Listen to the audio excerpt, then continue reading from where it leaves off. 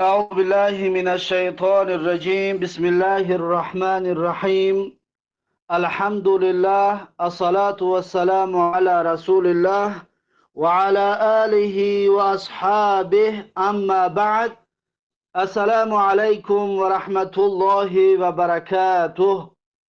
امام نووی رحمه الله در کتاب ریاض الصالحینش میگوید در زیر حدیث 1819 کتاب ریاض الصالحین میگوید: و عن ابی هریره رضی الله عنه ان رسول الله صلی الله علیه و سلم قال، یعنی از ابو هریره رضی الله عنه روایت است که از رسول الله رسول الله صلی الله علیه و سلم فرمودند: لا تقوم الساعة حتى يقاتل المسلمون اليهود، یعنی قیامت برپا نمی شود حتی یقاتل، تا اینکه بجنگن مسلمان ها با یهود. تا زمان جنگیدن مسلمان ها با یهود میگه قیامت برپا نمی شود. حتی یختبی الیهودی من وراء الحجر و الشجر، میگه تا زمانی که پنهان شود، بجا شود یهودی در پشت سنگ و درخت.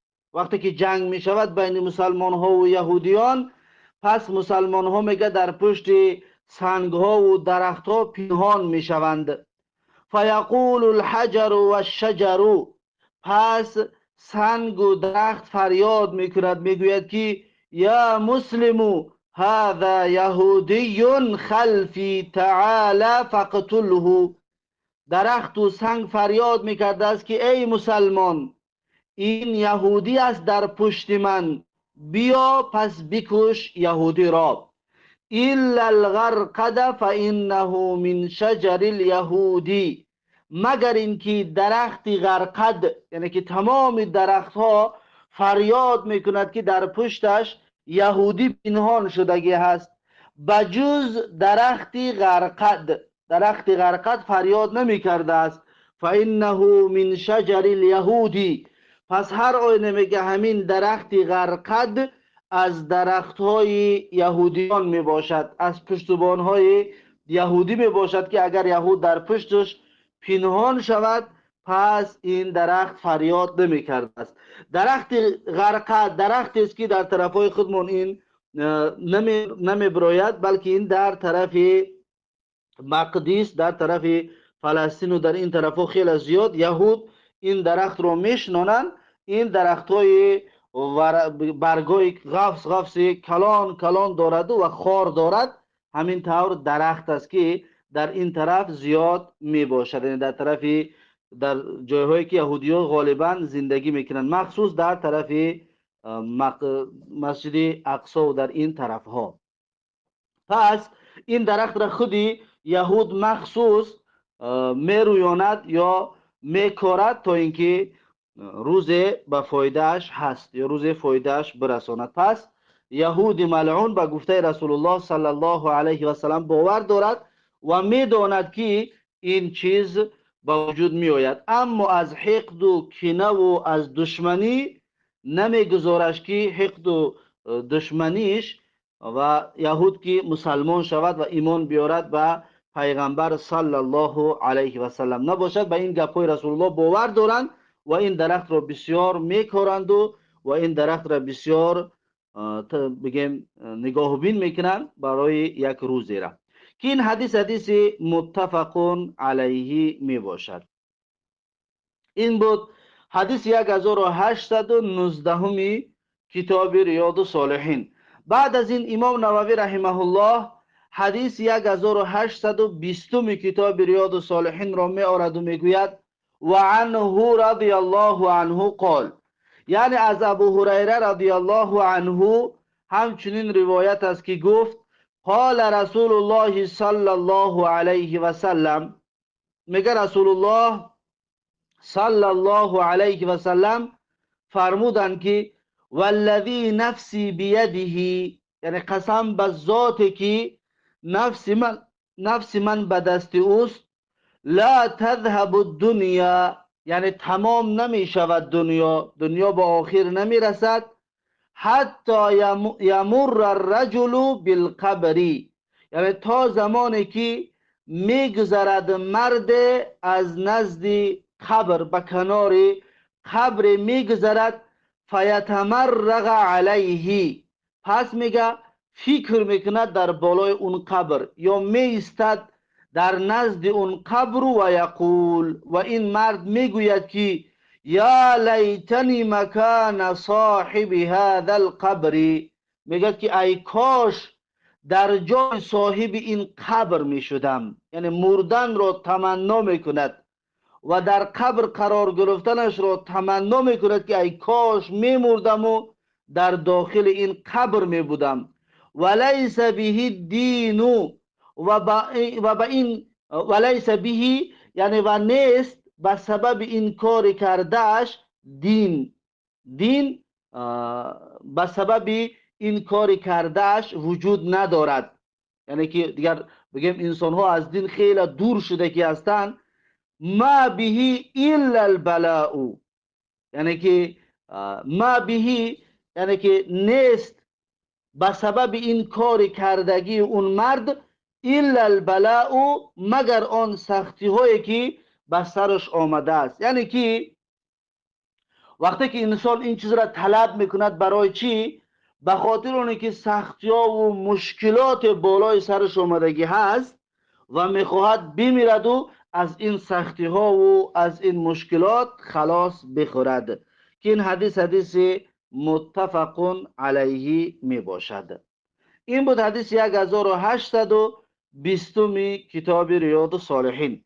بعد از این امام نووی رحمه الله حدیث 1821 کتاب ریاض الصالحین را می آورد و می گوید و عنه رضی الله عنه قال، یعنی از ابو هریره رضی الله عنه همچنین روایت است که گفت قال رسول الله صلی الله علیه و سلم، میگه رسول الله صلی الله علیه و سلم فرمودند که لا تقوم الساعت، یعنی قیامت برپا نمی شود حتی یحسر الفرات عن جبل من ذهب، یعنی تا زمانی که یحسر الفرات، یعنی آشکار سازد و آشکار کند فرات، دریای فرات، عن جبل من ذهب، یعنی از کوهی که طلا هست یا کوهی که از طلا هست.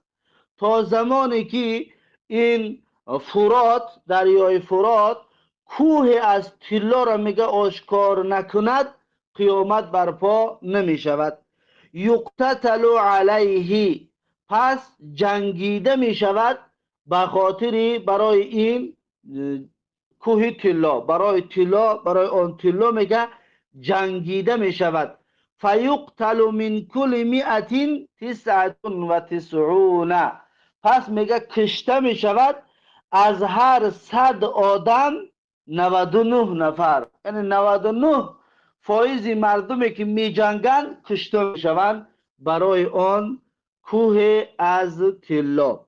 فیقول کل رجل منهم، پس میگه میگوید هر کسی از اون مردان، هر یکی از اون مردم میگویند که لعلی ان اکون انا انجو، شاید میگه من باشم همون کسی که نجات مییابد، همون یک نفری که نجات مییابد شاید من باشم. گفته همه میگه جنجال و جنگ میکنند و میجنگند و با این فکری که زنده میمونند، اون کوه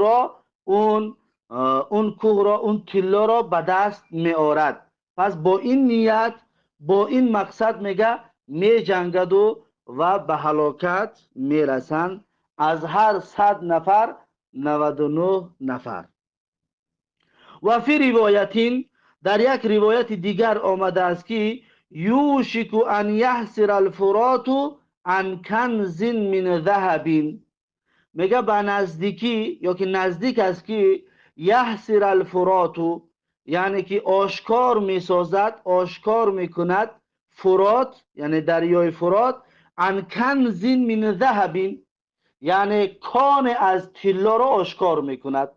فمن حضره، پس رسول الله صلی الله علیه و سلم میگوید پس هر کسی که حضور داشته باشد در آن زمان هر کسی که باشد یا که آن زمان را کسی که در بیابد فلا یأخذ منه شیئا، پس نگیرد از آن از آن طلا چیزی، از آن کنز چیزی را میگن نگیرد، یا که فلا یأخذ منه، پس اقدام نکند، پس نرود به طرف اون کنزی که فرات آشکارش کردگی هست، به طرف اون نرود و از اونجا چیزی را به دست نیارد. این حدیث متفق علیه است.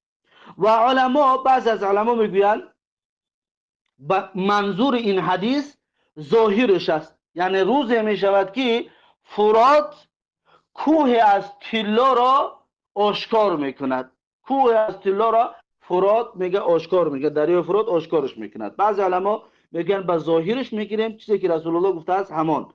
اما بعضی از علما میگن این نفت خودش میگه همون کنز است، همون کوه از طلا همین نفت است.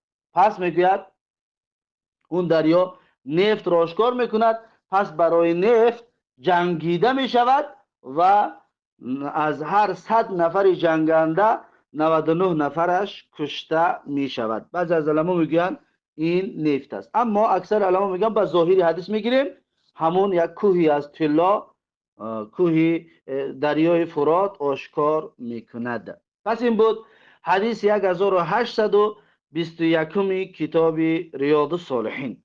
بعد از این امام نووی رحمه الله حدیث 1822 کتاب ریاض الصالحین را می آورد و میگوید و عنه قال، یعنی از ابو هریره رضی الله عنه روایت است که گفت سمعت رسول الله صلی الله علیه و سلم یقول، میگه شنیدم که رسول الله صلی الله علیه و سلم میگفت، پیغمبر صلی الله علیه و سلم میگفت که یترکون المدینه علی خیر ما کانت، یعنی ترک میکنند مدینه را علی خیر ما کان، یعنی که با آن خیری که در مدینه وجود دارد، یعنی که در بهترین وضع مدینه را ترک میکنند، مردمش بهترین حالت هستند اما ترک مدینه میکنند، که از علامتهای قیامت است. لا یغشاها الا العوافی، یعنی که جای نمیگیرد در مدینه، یعنی دیگر در مدینه یگان انسان زندگی نمیکند الا العواشی، بجز عواشی ها زندگی میکند. عواشی ها چیست؟ میگه یورید عواشی عوافی السباعی، یعنی میگه مقصدش درندگان هست، یعنی که به مثل گرگ و روباه و شیر و به این چیزها، و طیری و پرندگان هست. میگه منظورش از عوافی این بگم پرندگان و درندگان هست. از این حیوانات در مدینه میگه زندگی میکنه، زیرا که دیگر انسان نمان، آدم نمان، پس پرنده و حیوانات اونجا را میگیرند. و آخر من یحشر و آخرین کسی که زنده گردانده میشوند راعیان من مزینه، دو چوپانی که از قبیله مزینه هستند، دو چوپانی که از قبیله مزینه هستند. بگیم آخرین کسانی که حشر گردانده میشوند همین دو نفر هستند.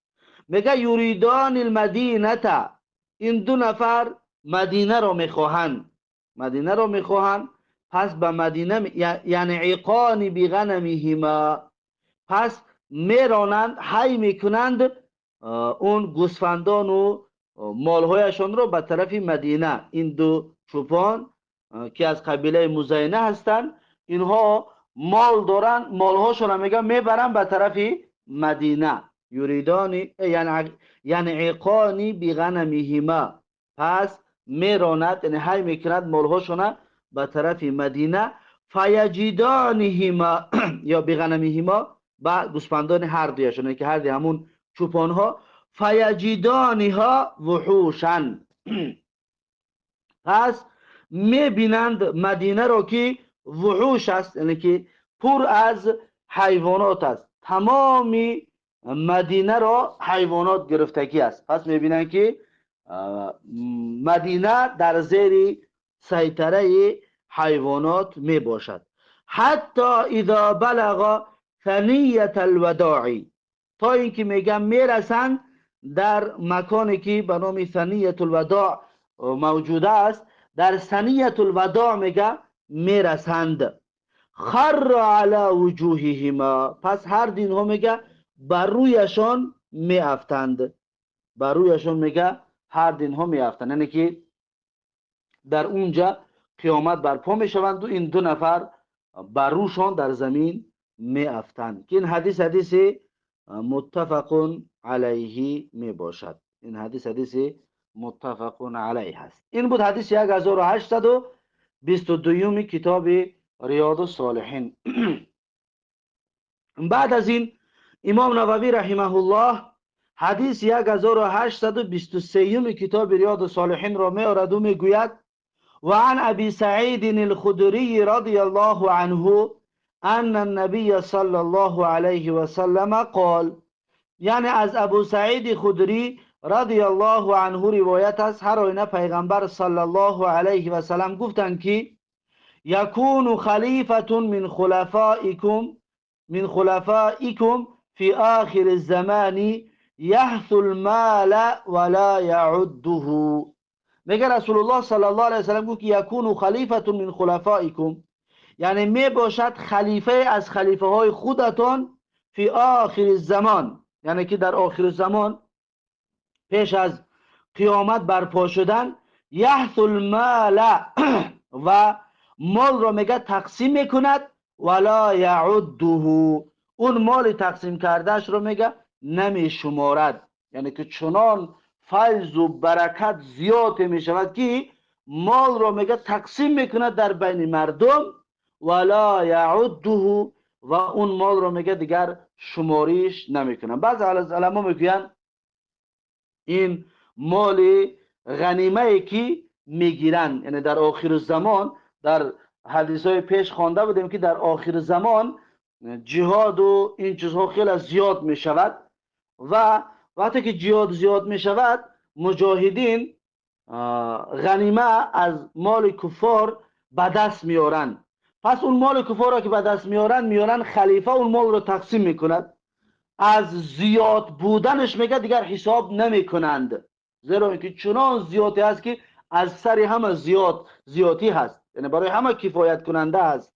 پس از این حساب میگه مالها را دیگر حساب نمیکند، چنان زیادی هست که برای مردم تقسیم میکنند بدون اونی که بشمارند آن مال را. رواه مسلم، این حدیث را امام مسلم رحمه الله روایت کرده است.